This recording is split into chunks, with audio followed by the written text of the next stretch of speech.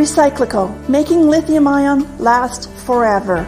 Recyclico's patented recycling process achieves up to 100% recovery of battery metals from lithium-ion batteries for electric vehicles, including cobalt, lithium, nickel, manganese, and aluminum. Recyclico Battery Materials Incorporated trades on the TSX Venture AMY, on the OTCQB AMYZF, and Frankfurt ID4. For more information, visit recyclicode.com or phone us at 778-574-4444. Recyclico, making lithium-ion last forever. You're listening to HowStreet.com radio, available online at TalkDigitalNetwork.com. Welcome to HowStreet.com radio, the online source for market opinions. Here is Jim Goddard. My guest is Mark Leibovit, editor and publisher of the Leibovit VR newsletters, also known as VRTrader.com. He's speaking to us from Arizona. Welcome back to the show. Glad to be here, Jim. Are you a financial advisor? No, sir, I'm not a financial advisor, nor do I provide financial advice, but we do publish Leibovit VR newsletters, and we have for 44 years, and we do have model portfolios in there and market commentary, so well worth your time to read these reports. I've been fortunate enough to have been named Market Timer of the Year for a couple of years along the way, and I'm proud of the fact that I'm a survivor. I'm still here doing it after all these years, and all the market cycles and news stories and wars and COVID and all that's transpired. So glad to be on the show.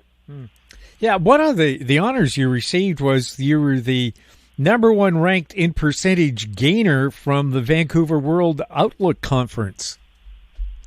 That's a nice little plaque, is it? Yeah. That was a couple of years back, I guess. You do your best.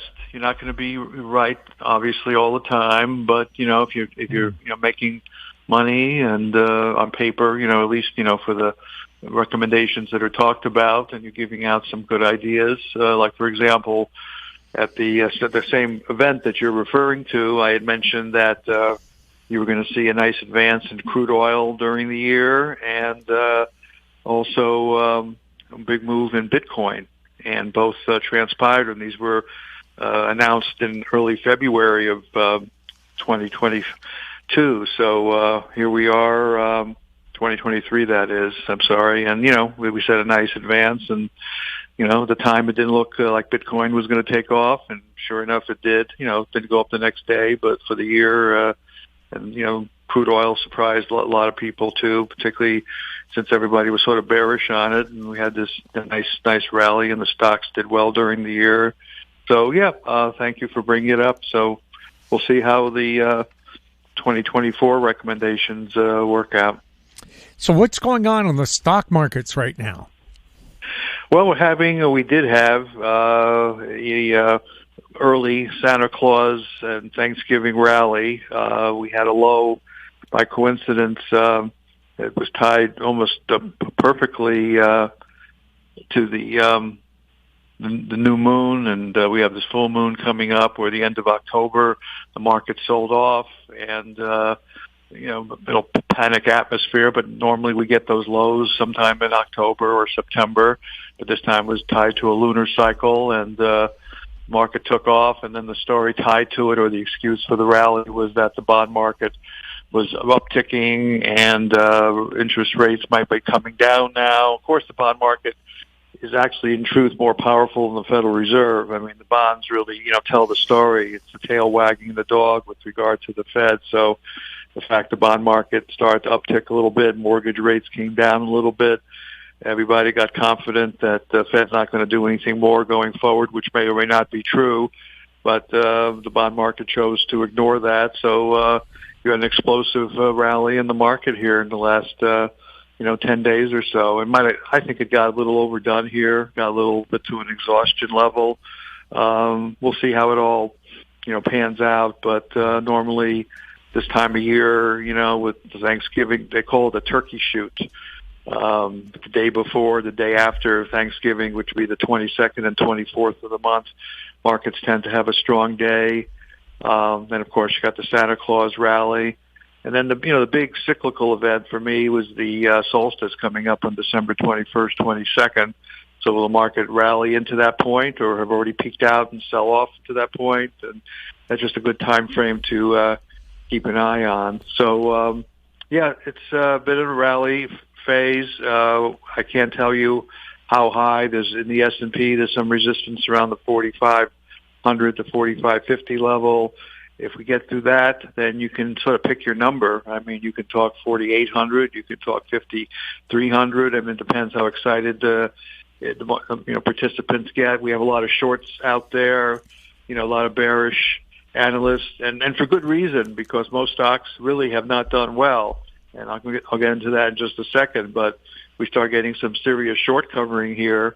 Who knows how high it could really go, and that could unfold as well.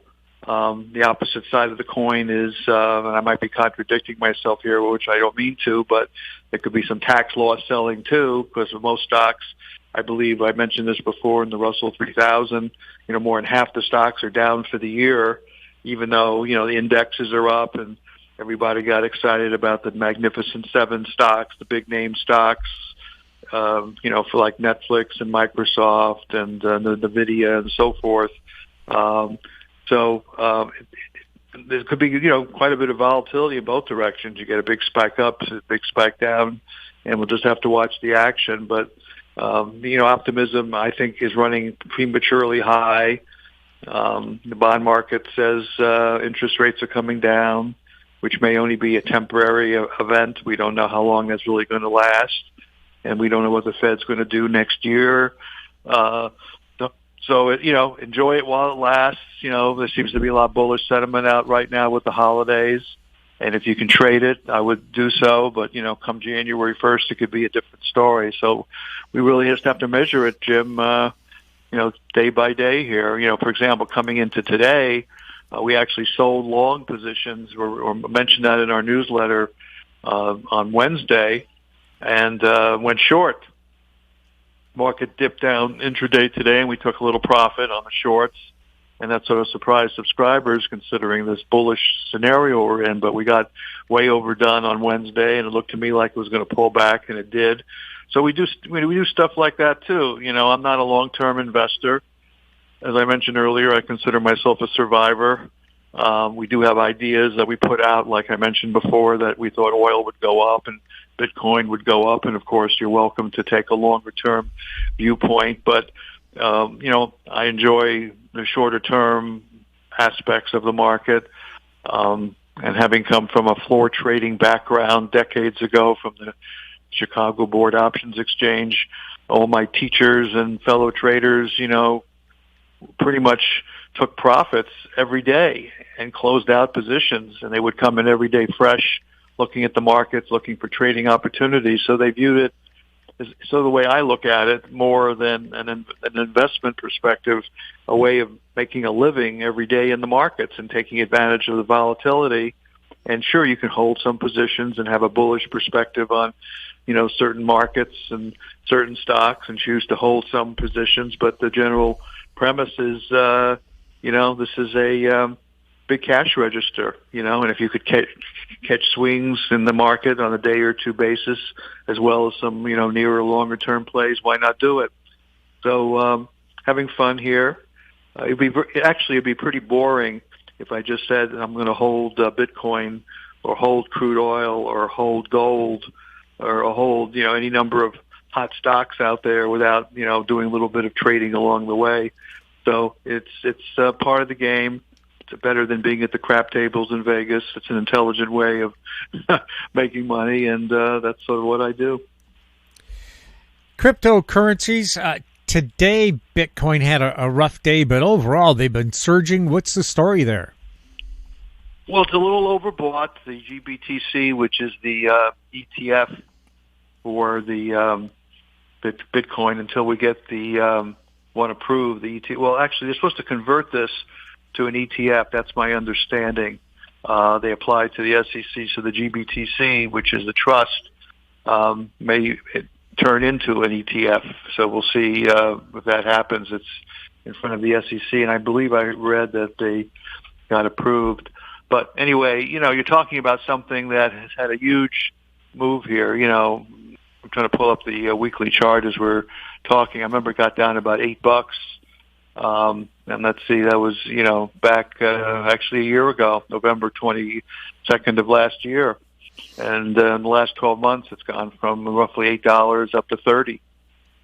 And, it still looks like a bullish chart to me. But, it's had a big move here. And if it pulled back, to the low 20s, currently around 29, 28, it would make a lot of sense to me if you are looking to add to a position. But the move, I believe, was triggered primarily by the filing on the part of BlackRock and Larry Fink, who runs BlackRock. And for those of you who are not familiar with BlackRock, they're the largest money manager on the planet. And I don't have the number, but I think it's well over $1 trillion, even multi-trillion dollars. So when they applied for an ETF approval from the Securities and Exchange Commission, that said, Bitcoin is real. I mean, this is the biggest money manager in the planet wanting to have a vehicle to trade Bitcoin without actually going into the crypto market to do it, making a security out of it. So why is that bullish? Well, if you remember a couple of decades ago, the World Gold Council got the GLD ETF approved for gold, and that had a lot to do with the advance that we've seen in gold in the last, 10 or 20 years versus before that GLD came into existence, which is the ticker symbol for the ETF. So once you have an ETF trading and someone comes in and buys it, they have to go out and buy the physical Bitcoin, or the case in the GLD, the gold, and that helps drive prices up. So there's no question in my mind, I'm not saying you're not going to pull back here first, but the trend for Bitcoin is going to be higher. And probably gold, too, overall. I mean, gold is still, within striking distance of all-time highs. A couple good days, and you're into new all-time highs there.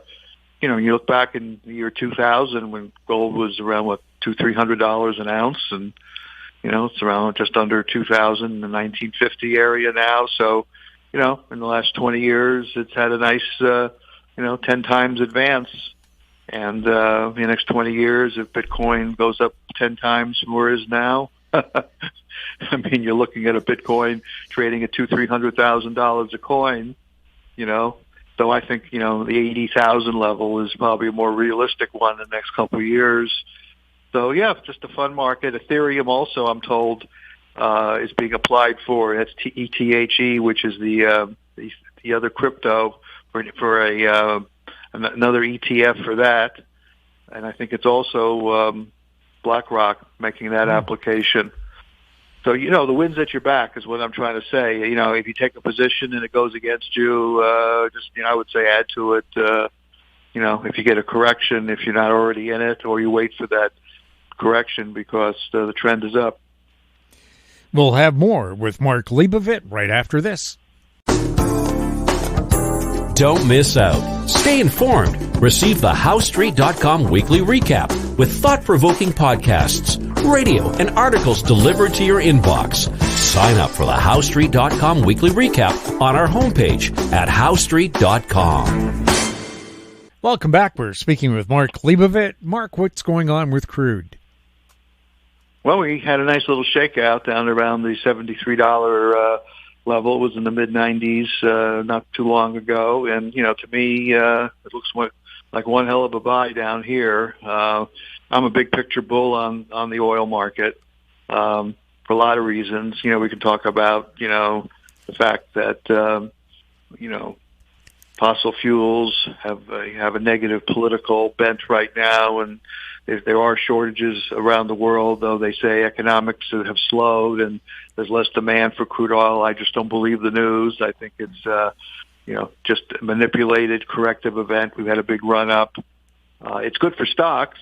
Generally, when crude is trading under the $77, $75 level, and these are just based on superficial studies that I've read, it gives more impetus for stocks to go up because, oil is down, gasoline is lower, it's less of a tax on the consumer, And when, crude oil takes off, it gets above the 77 area over 80 and starts moving again, that could put pressure on stocks. So I guess for the benefit of the year-end rally and the Santa Claus rally and everything that everybody's excited about right now, we all hope that, crude oil stays low because of that inverse, some relationship out there. But just on a fundamental basis and me looking at the overall pattern, I just think there's much bigger targets ahead, just like we're talking about Bitcoin at huge numbers.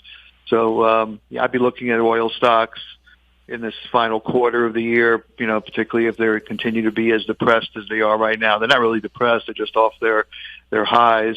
And if you think, as I do, that crude could be as high as $200 a barrel the next few years, certainly you want to look at some of these oil stocks, many of which do pay dividends.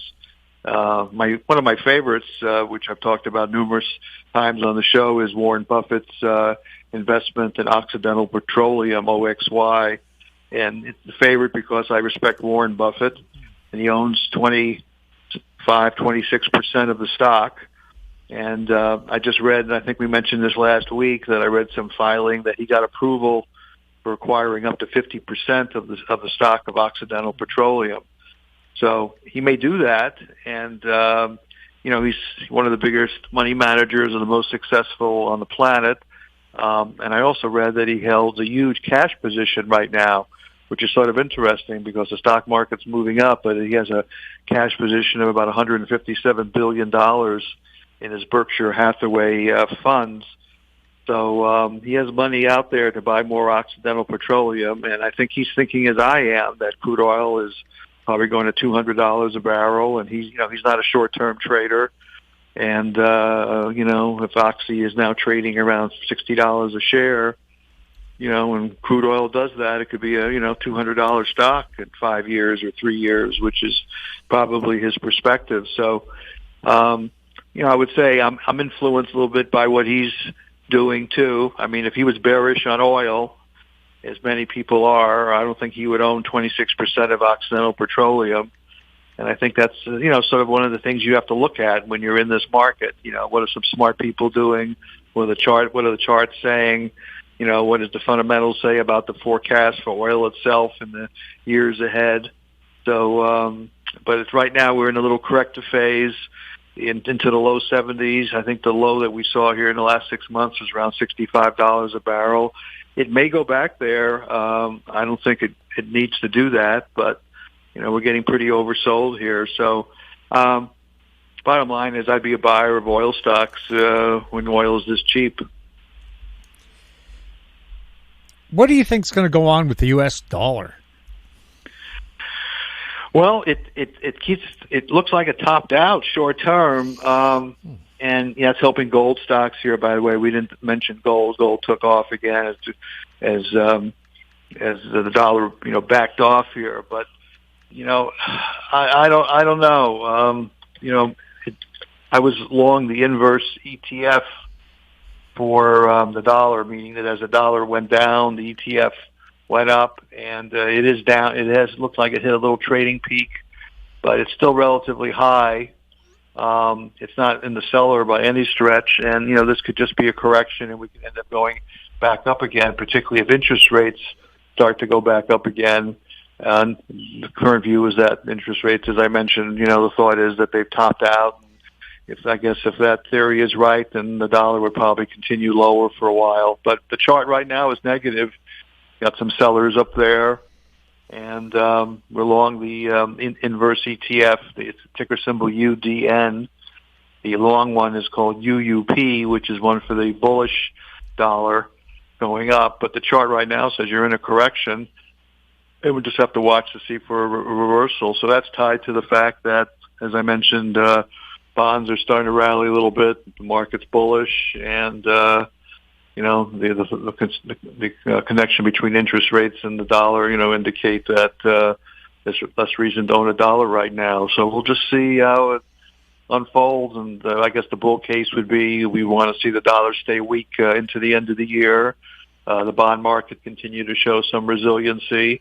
And that should help commodities in general, gold in particular, and we'll see if that unfolds. The charts say so far that's the pattern, and we'll see if it changes. Mark, anything else that's caught your eye? Gee, I think that's about it. I'm just trying to see here if there's anything that's really super exciting at the moment. I would say, that's pretty much it. I think you just got to watch the holiday pattern here and see if we get any change. And I'm a little bit more concerned about the market next year. A lot of this could be a little bit of just short-term optimism and manipulation of the markets. And I would also mention, if I hadn't already, that uranium still looks pretty good. We're still in the uranium stocks, so they seem to be still showing a nice uptrend. So that would be something else that we might want to throw in there as a final comment. The big name out there is Cameco, CCJ, which is sort of the blue chip in the sector. So that's making new relative highs and probably will still track a little bit higher here into the year end. So that'd be about it, and thanks for having me. My guest has been Mark Leibovit, editor and publisher of the Leibovit VR newsletters, also known as vrtrader.com. If you have any questions for Mark, you can send them to info@housestreet.com. Find us on X @HouseStreet. We're also on Facebook. I'm Jim Goddard. Thank you for listening. Comments made on HouseStreet.com radio are an expression of opinion only and should not be construed in any matter whatsoever as recommendations to buy or sell any financial instrument at any time. Available online at TalkDigitalNetwork.com. HouseStreet.com radio is a production of House Street Media Incorporated.